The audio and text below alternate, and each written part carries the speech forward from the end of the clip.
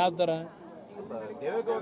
ಅಯ್ಯೋ ರಾಮ, ಈಗ ಒಕ್ಕಲಿಗರು ಮುಖ್ಯಮಂತ್ರಿನ ಇದ್ದಾಗ ರಾಜ್ಯಸಭಾ ತಗೊಂಡು ಏನು ಮಾಡ್ತೀರಿ? ಪಾಪ ಒಕ್ಕಲಿಗರು ಮುಖ್ಯಮಂತ್ರಿನೇ ಇದ್ದಾರೆ, ಎಲ್ಲಿಂದ ನ್ಯಾಯ ಆಯ್ತದೆ? ಪಾಪ ಅವ್ರು ಉಳ್ಸೋಕ್ಕೆ ಅಲ್ವ ಮಾಡಿರೋದು. ಈಗ ಇನ್ನೊಂದು 2 ತಿಂಗಳು ನೋಡೋಣ ಸುಮ್ಮನೆ.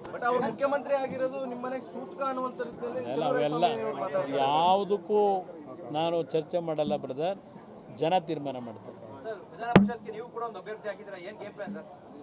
ಗೇಮ್ ಪ್ಲಾನ್ ಏನಿಲ್ಲ ಬ್ರದರ್. ಇಲ್ಲಿ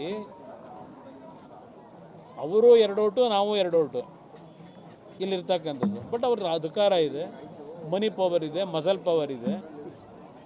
ಅವರು ನಮಗಿಂತ ಮೇಲಿದ್ದಾರೆ, ನಾನು ಅದರಲ್ಲಿ ಇಲ್ಲ ಅಂತ ಹೇಳಲ್ಲ. ಆದರೆ ನಾವು 18 ಶಾಸಕರಿದ್ದಾಗ ನಮ್ಮ ಶಕ್ತಿನೂ ನಾವು ಒಗ್ಗಟ್ಟಾಗಿದ್ದೇವೆ ಅಂತಕ್ಕಂಥದ್ದು ಒಂದು ಕಡೆ ತೋರಿಸ್ಕೊಳ್ಳೋದು ಪ್ರಥಮವಾಗಿ. ನಮ್ಮಲ್ಲೆಲ್ಲ ಒಂದು ಒಗ್ಗಟ್ಟಿದೆ ಅಂತಕ್ಕಂಥದ್ದು.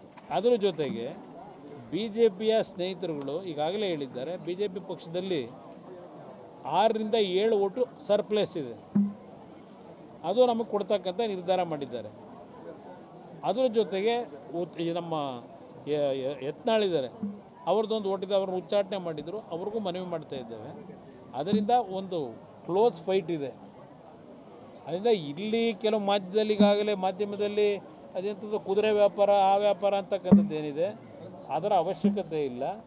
ಯಾವುದೇ ವ್ಯಾಪಾರ ಮಾಡದೆ ಹಲವಾರು ರೀತಿಯಲ್ಲಿ ಈಗಿನ ರಾಜ್ಯದ ರಾಜಕಾರಣದ ಬೆಳವಣಿಗೆ ಏನಿದೆ ಅದರ ಹಿನ್ನೆಲೆಯಲ್ಲಿ ಹಲವಾರು ರೀತಿಯ ಗೊಂದಲಗಳೇನಿದೆ ಅದು ಯಾವ ಕಡೆ ಬೇಕಾದರೂ ಆ ತಕ್ಕಡಿ ಇವತ್ತು ಬಲ ಬರ್ತಕ್ಕಂಥ ವಾತಾವರಣ ಇದೆ. ನೋಡೋಣ.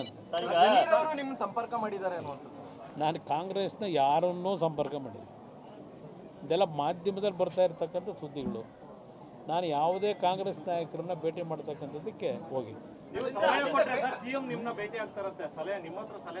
ನಾನು ಏನು ಸಲಹೆ ಕೊಡಲಿ? ಈಗ ಅವರೇ ತುಮಕೂರಿನಲ್ಲಿ ಭಾಷಣ ಮಾಡಿದ್ರು, ಕುಮಾರಸ್ವಾಮಿ 2 ಬಾರಿ ಮುಖ್ಯಮಂತ್ರಿಯಾಗಿ ಏನು ಕಿತ್ತಾಕಿದ್ದಾರೆ ಅಂತ. ಅದೇನೋ ಪದ ಬಳಸಿದರು, ಏನು ಅರ್ಧವ್ರೆ ಅಂತ.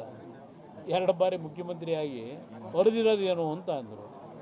ಯಾಕೆಂದರೆ ಎಲ್ಲದಕ್ಕೂ ಸಾಕ್ಷಿ ಗುಡ್ಡೆ ಕೇಳ್ತಾರೆ. ಈಗ ಸಾಕ್ಷಿ ಗುಡ್ಡೆ ನಿರ್ಮಾಣ ಮಾಡ್ತಾರಂತೀಗ. ನಾನು ಸಲಹೆ ಕೊಡೋದೇನೈತೆ, ಏನು ಕಿತ್ತ ಇಲ್ವಲ್ಲ, ಅರಿಯೋ ಕೆಲಸ ಮಾಡಿಲ್ವಲ್ಲ. ನನ್ನ ಹತ್ರ ಬಂದು ಸಲಹೆ ಏನು ತಗೋತಾರೆ? ಫೋಟೋ ಬೇಕು, ಫೋಟೋ ಪತ್ರಿಕೆಯಲ್ಲಿ ಬರಬೇಕು. ನಾನು ನೋಡಿ ಯಾವ ಥರ ಹೋಗಿದ್ದೇನೆ ಅಂತ ಹೇಳ್ಕೋಬೇಕು.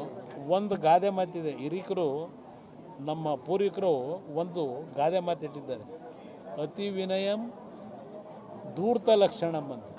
ದೇವೇಗೌಡರನ್ನು ಅದೇ ಫೋಟೋಗೆ ಸರ್